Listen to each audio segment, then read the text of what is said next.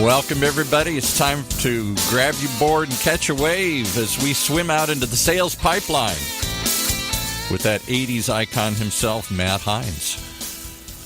Oh, so I'm an 80s icon now. If I described to you what I was up to in the 80s, it would be far from icon, my friend. I didn't know if you wanted to, all those years you were a child actor in all those John Hughes movies. I didn't know if you wanted to go into that. John Hughes movies, no. I was Peter Pan. I was actually Captain Hook. That was in my elementary school's rendition when I was in 5th grade of Peter Pan. Yes. I was Jacob Marley in 6th grade. Wow. You know, in our rendition of A Christmas Carol. That was the end. That was the pinnacle of my acting career. And they're still talking about it to this day. We are. We're literally talking about it. You know, what's funny is, so my mom, bless her heart, when I graduated from high school, she made this album, and it was sort of a This Is Your Life album, and it was pictures from my whole life, and it included pictures of those two events, and thankfully I still have it. I was for the first time ever last week. I was walking my kids through it, and they could not believe that was me. I think you're going to have to put those pictures in the post with this show here. So there is, if those of you have seen me or seen pictures of me now, like I am, I don't have long hair anymore, to put it lightly. But in high school, I had long hair. Did you? I was a musician. Okay. I was trying to go for cool. kind of the cool long-haired musician look, and no one believes me, but I have finally found the evidence, so we'll have to do something. All right, we're going to have to post it along with this show here today. All right. Well, thank you. Speaking of the show today, thank you very much, everyone, for joining us on Sales Pipeline Radio. Another edition. We are here live every week at 11:30 Pacific, 2:30 Eastern.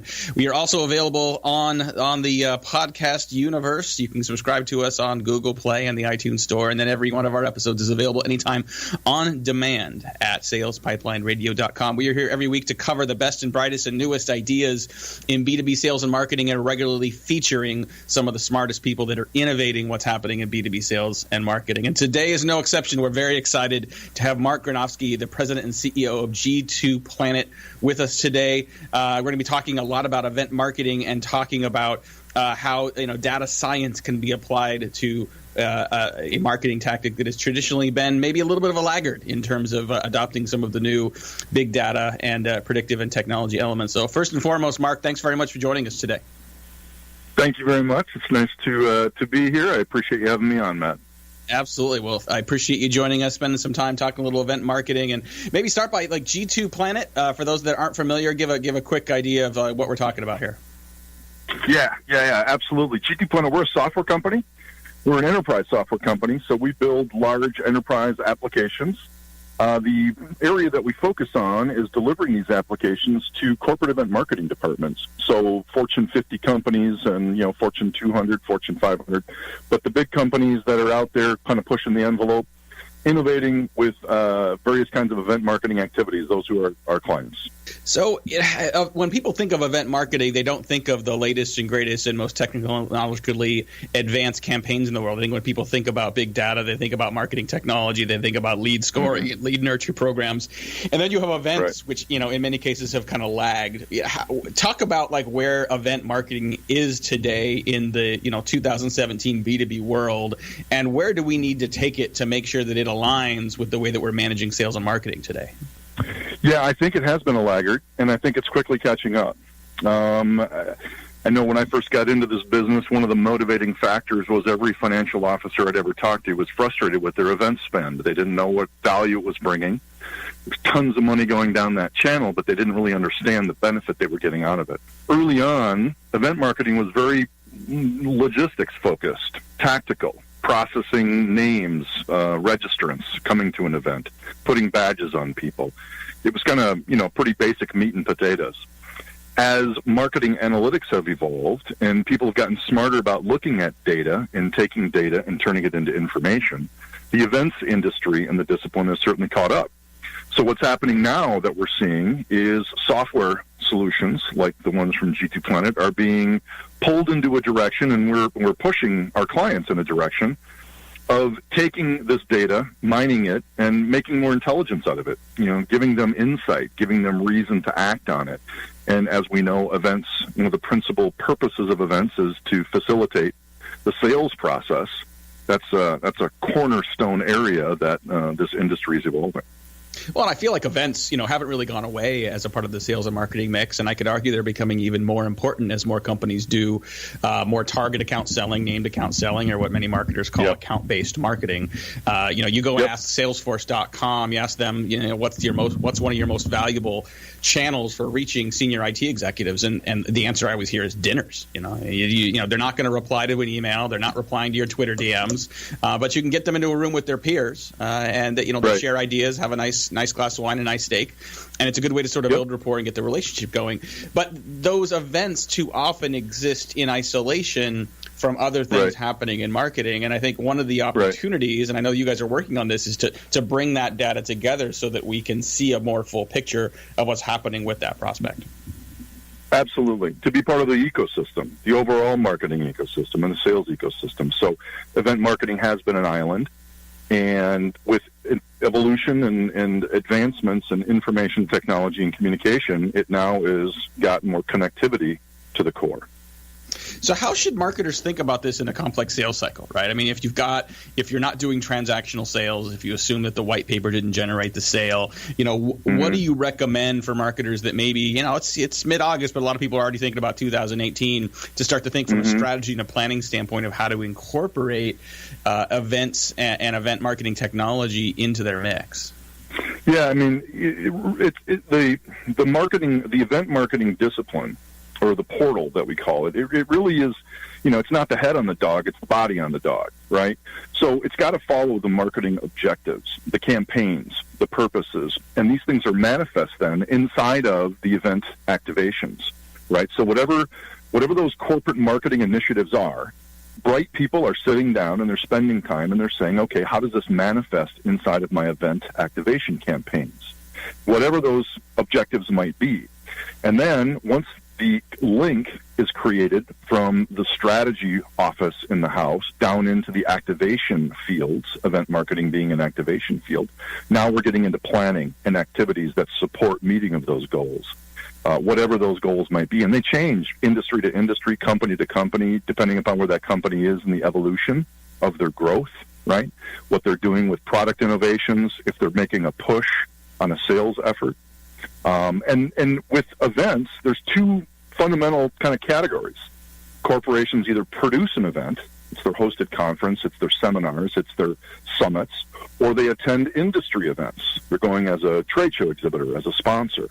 So once you start to break down the event activity into its subparts, you start to, get a little smarter about how do I place these strategic components in the form of activations down into the field.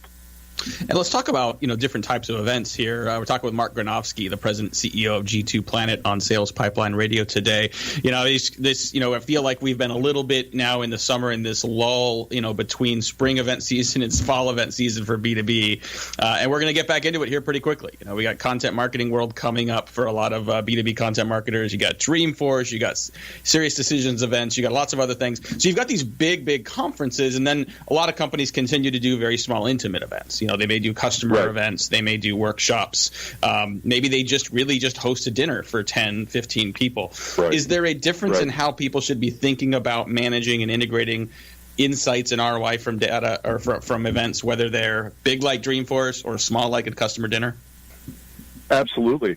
First, there's our advocation, our recommendation to our clients is have a central repository. Somewhere where you can get it out of the email threads that go back and forth and endless Excel documents, or perhaps it's a shared Google file. But let's look at an enterprise portal that allows us to centralize information, and it's really a communication platform. It helps us understand all of what we're doing. So our various event types, whether they're dinners, as you say, or they're rewards programs, or their trade shows and hosted seminars, could be even webinars and getting online in addition to the face-to-face marketing activities.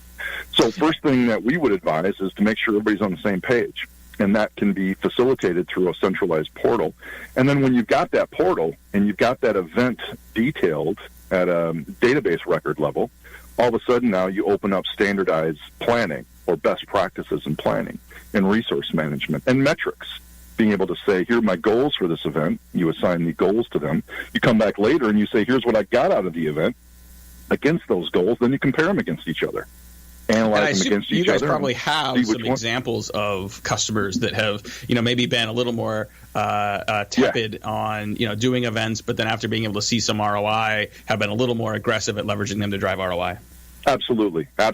And, there's a lot of companies in the Valley that we work with that are out there pushing the envelope that are, being sophisticated with their portfolio planning then after year 1, year 2. Now they can have a better sense of the different events for the business units and standardizing metrics. And then that CFO knows what they're getting out of their event spend. So let's talk real quick about that CFO. Now we're going to have to jump to a break here in a couple minutes, but with the CFO, I think a lot of times, events continue to be seen as parts of the arts and crafts marketing that companies do, right? Things like PR, things like events, your logo on a pen. Your CFO is used to saying, okay, I do these digital campaigns, I can see the results. I can see it in my marketing automation. I can see it in CRM. Events continue to be perceived as a little more ethereal. What have you seen work well to sort of communicate to CFOs where why it can be a little more accountable moving forward to use events? Yeah, it's data. It's all data sciences, right? There's the emotional connection of isn't that logo on that pen cool, or, grab this squeezy ball, now your stress is reduced. And, that's the 1980s, 1990s version of events. Today, it's all about data. Who am I getting there? Who are they? How do they align with my overall mix of product offerings? What do they look at? What do they do? How much time did they spend? Who did they talk to? One of the things that fascinated me early on was big companies spend millions sometimes investing into an event to only then delineate down that personal exchange into a paper card. They'll spend just a tremendous amount of budget to ship stuff to Vegas or to go down to Orlando and put this big show together, get a band, get all this kind of stuff. And then when it comes to actually capturing a sales lead and alerting people if a VIP client has walked into a booth by way of an alert of some kind on the sales rep or account's cell phone because, desirable has just walked in, and then be able to capture it. I mean, that's just only recently come into play. It used to just be you'd make this big investment and you'd break it down into a paper and pencil exchange. Now, with technology and data, we can do a whole lot more and deliver a whole lot more value. Boy, it is an exciting time to be a marketer and a sales professional in B2B for sure. And, exciting to hear what we're doing now with event marketing. We had Kevin Ackroyd, who's the CEO of Cision, on a few episodes ago talking about the content cloud and sort of what we're doing even with PR and big data to be able to measure what's going on. Still some fairly complicated streams to integrate all this together and make a real story around it, but pretty excited that we're finally actually able to get some data. We're going to take a quick break, pay some bills. We'll be back with a lot more with Mark Granovsky, talking a lot more about event marketing, the economics of event marketing, ROI, how sales and marketing teams can execute better together in these events that by definition are a joint experience. We'll be right back. Sales Pipeline Radio.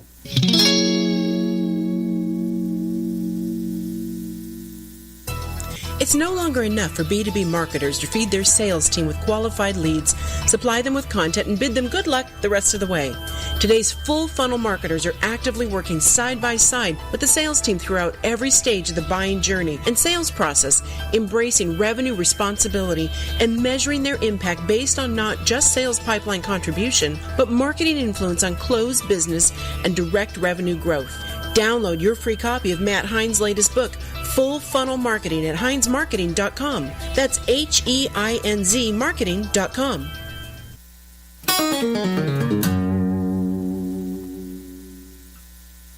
Marketers acknowledge that account-based marketing is important, but what does that really mean? ABM requires a deep understanding of your target accounts and the people within its internal buying committee. Are you prepared to launch and drive results from an ABM program in your organization? Get the recording for the Modern Marketers Workshop, ABM, From Strategy to Action and Results. A fully online, on-demand workshop that includes an interactive workbook, the presentation slides, and templates, all for $195. Visit www.heinzmarketing.com/workshops. That's HEINZ marketing.com and get started now. And now back to Matt and his guest. Thank you very much, Paul. Well, thanks very much again for joining us, everybody, talking about event marketing ROI, and integration with B2B marketing programs today. If you like what you're hearing and want to make sure you can share this with other people on your team, maybe you've got an event manager or someone working on your event team, you want to hear this as well, make sure you get a copy of this episode today, available on demand in a couple days at salespipelineradio.com. We will have a highlight of the entire conversation on our blog at heinzmarketing.com as well. And if you like this conversation, I don't want to guarantee it, but I can near guarantee you're going to love future conversations we have as well. Next week, we are going to have James Thomas, who's the CMO of Allocadia. Speaking of ROI and measurement, Allocadia is a great platform that helps you measure your results of your marketing relative to your budget. So an immediate tool to help make sense of what you're spending and where that money's coming from. Coming up in a couple weeks, we've got Daniel McGinn. I'm really excited about Daniel joining. He is a senior editor of Harvard Business Review and the author of Psyched Up, How the Science of Mental Preparation Can Help You Succeed. So some great insights to really help sort of the mental game of B2B sales and marketing moving forward. But today I want to spend a little more time with Mark Granovsky, the CEO of G2Planet, talking about event marketing. And Mark, I want to continue the conversation a little bit around the economics of event ROI. We talked about the data going in, but when we come to the financial picture of how to evaluate and justify what's happening with events, what are you seeing your clients do that is helping to justify additional investment in events moving forward? I'll give you an example. We've got an automotive manufacturer. I'll give this through example. We've got an automotive manufacturer that's trying to figure out how much money they're going to put into ride and drives versus sponsorships of events or auto show activity. With ride and drives, they're getting people behind the vehicle. They're surveying them before and after they're done with their experiential time in the car. They're surveying them after. And they're asking them, how likely are you to promote this brand? How likely are you to, buy this car? And they're asking it before and after. And they're able to measure the shift, we call it our lift report, in brand or net promoter score. So again, it gets back to measuring people and understanding where they are and how far they've moved down the funnel in some capacity. So again, I probably sound like a broken record, but it goes back to data. It goes back to understanding who your clients are and where they are in the pipeline, giving them the event experience for which they came, assessing them afterwards, and then being able to compare beginning to end and seeing how the needle was moved through the investment and the experience that was had. Absolutely. No, I think it's tying that data together and applying that to not only the results you see, but also the money you're spending, and looking at hard costs and soft costs to understand what's working is a huge opportunity. Another thing, if you like what you're hearing today, want to learn more about big data related to event marketing, highly encourage you go to G2Planet.com, letter G, number 2, planet.com. Click on downloads, and you're going to find a really outstanding ebook as well as a lot of pretty detailed data and analysis on what's happening with events. This kind of precision, I think, is what we need across marketing, but especially in areas that have traditionally not been measured very well. One of the challenges, Mark, I know that event marketing has, and events in general for companies have, is that it is by definition an integrated, sort of mutual responsible channel. Like email campaigns, you could argue like that's marketing doing it. Cold calling, that is sales doing it. Events, typically you've got sales and marketing working together. What are the best practices you've seen for sales and marketing working in an integrated fashion to make events more successful? Yeah, and it's sales marketing, it's IT, right? The technical guys got to get involved, and the infrastructure people who are in there. I mean, it really, there's a saying, it takes a village to raise a child. There's a little bit of that applies here to the event. Different events, of course, if it's a small kind of a campaign or an outing versus a large customer conference, you can get, a good half dozen or more different departments involved, of course, marketing and sales being at the core of that. So how do you leverage them? How do you get them working better together to be more productive for the end goal? And it's really around information transfer, communication, and coordination. At the end of the day, these are some basic human principles that we stand on to do good work. So for marketing to understand what sales goals are, what the objectives are, for sales to understand what marketing's goals are, the objectives, and how they tie to this event and these activities. So it really is communication platform, on-demand information, and being able to contribute and have your voice heard, and at the same time be able to understand what the plan is, and then If you got to disagree and commit, you disagree and commit, but you go with the brand and you do the best job you can for your company. So I want to ask you to open the kimono a little bit, if you're comfortable with it, and talk about how G2Planet has been using, kind of eating its own dog food, so to speak, and sort of using your technology or your philosophy here for your own events. And don't want to hear you don't have to share the whole event strategy, obviously, but if you've got an example or two, just a success story from your own marketing of applying these same principles and seeing success. Yeah, it's interesting. I mean, we market and sell our solutions to event marketers. So it's kind of an interesting environment to play in. So you've got to do a pretty good job with your event marketing when you're actually engaging and trying to help your client who's an event marketer evolve. So we spend a fair amount of time up front understanding who's going to be at these events. There are events for event marketers, so we source that data pretty heavily on the front end. We break it down, we analyze it. We see what kind of conversations we've had with them before, if any. We see if any are on our targeted list, if it's an account-based approach that we have, or more of a horizontal blast. Then, there's a lot of preparation that we do up front, and it's around analyzing who's there and what can we know about them, along with looking at our CRM records and understanding where we are in conversation. At the end of the day, everybody's looking for a personalized experience. So, we're connecting with people through very personal connections, right? So, again, you don't want to take this investment and distill it down to something generic. Everybody who goes to an event is looking for something relevant for them. So when we start to engage in conversations before the event or on the event with our on-site technology, talking to this person about who this individual is, what they've done, who they're plugged into in our company, and what they're looking for to the best of our ability. So with our own technology, we're trying to, number one, create the most personalized experience. And number two, we're trying to inform and empower every G2Planet employee who may run across a client or potential client with that information so that they can have the best exchange they can. Got a couple more minutes here with Mark Granovsky, the president and CEO of G2Planet, talking about event marketing and, listening, what are some companies they should be looking at as examples of how to do it right? These can be from your customers or other companies you see. But if we're looking for good examples in the marketplace, who can we look at? Yeah, I got to say, I got to tip the hat to McAfee. I'll throw a brand out there. They're doing some very, very innovative stuff. It's really cool what they got going on. We do a lot of work with Cisco. We do a lot of work with Workday recently. Been plugging in with them. In the automotive space, we do a lot of work with Mazda. Mazda's really innovating and doing some new things. Hilti is doing some cool things. Getting back to the, one of those companies I mentioned, they've got a customer conference coming up, a big, large hosted conference. We've all seen them. And they're innovating this year, and they're actually getting all of their sales reps plugged in to the attendees in a whole new way.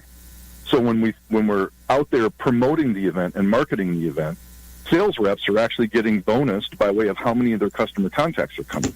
So they're empowering them with their own communication tools, their own relationships. They're driving attendance, and then they're actually giving those sales reps and account managers visibility into a journey map. So I can see my client, where did they go? What breakout sessions did they go to? What booths did they see? And what exhibitors did they talk to? Me as a sales guy or an account manager, I can now look at my client, Mr. Smith, and Mr. Smith actually went to these breakout sessions, but that's not a product that he's currently buying from me. That tells me Mr. Smith is interested. So it's helping me drive toward Mr. Smith and engage with him on perhaps a cross-selling opportunity just through the tools and the innovation that this client is bringing. So that's a pretty cool one for me as I'm watching the industry evolve. I appreciate it. Those are some great examples. All right, final question for you, Mark. We ask this of every guest at the end of the show. Let's assume there is a Mount Rushmore of sales, that there is room for 3 or 4 people's busts to be up on a mountain that we all stare at and acknowledge as having among the greatest impact on sales, business development for us. It can be people you think have had the most impact on the industry overall. It can be people that you think have had the most impact for you. But who are 3 or 4 people that might be on your Mount Rushmore of sales? Oh, wow. Interesting question. Who would be on my Mount Rushmore of sales? I would, he might not be a sales guy, but I love Jeff Bezos. I love his philosophy. I love how he approaches business. And, at the end of the day, there's a philosophy that we're all salespeople, and I really believe that. We're all evangelists. for our company. So I really like what Bezos is doing and how he's doing it with his clients and, with his corporate culture and his philosophies. He's really, I think doing a great job, right? So he's right there front and center for me. I like Elon Musk. Again, probably more of a business guy than a sales guy from that perspective, but just when I think of a good salesperson, I think of someone who's going to churn, they're going to focus on their goal, they're going to work tirelessly toward reaching it. So, he's selling his company and his vision, right? He may not be writing contracts like, some of the folks that I work with are from a sales perspective, but he's building these businesses. And again, his passion and his energy, I think, are just incredible. Bright guy, fun to work with. I had a good opportunity to work with him years ago in his first startup at Zip2. So those are a couple people that come. Yeah, I really like the way you're thinking, Mark. I mean, I think these don't have to be people that are sales authors. These don't have to be people that have had a career exclusively in sales. And boy, I think if Jeff Bezos is not a great salesperson to learn from, I don't know who is. And Elon Musk as well, right? I mean, sometimes you're not just selling widgets. You're not just getting POs. You are selling a vision. I think there are plenty of people that probably thought both of those people were completely nuts when they talked about what they wanted to do. Right. I've read enough origin stories of Amazon to know that people thought that Jeff was completely nuts that you could actually sell books online, and look at where they are today. So anyway, I know we got to wrap up here. Mark Granovsky, President and CEO of G2Planet. Thanks so much for joining us today. Highly encourage you to go to G2Planet.com. Just click on resources. You're going to find a lot of great stuff up there to learn more about how big data can support your event marketing efforts. We will put that link in our show notes as well. Speaking of the show, if you want to hear this again or share this with your colleagues, make sure you go and get the on-demand version at salespipelинeradio.com. If you want to hear future episodes, join us live. 11:30 Pacific, 2:30 Eastern on the Sales Lead Management Radio Network, or don't miss an episode by going to Google Play, iTunes Store. No, we got to wrap up. For my great producer, Paul, this is Matt Hines. Thanks again for joining us. Sales Pipeline Radio. You've been listening to Sales Pipeline Radio with your host, Matt Hines, right here on the Funnel Radio channel for at-work listeners like you.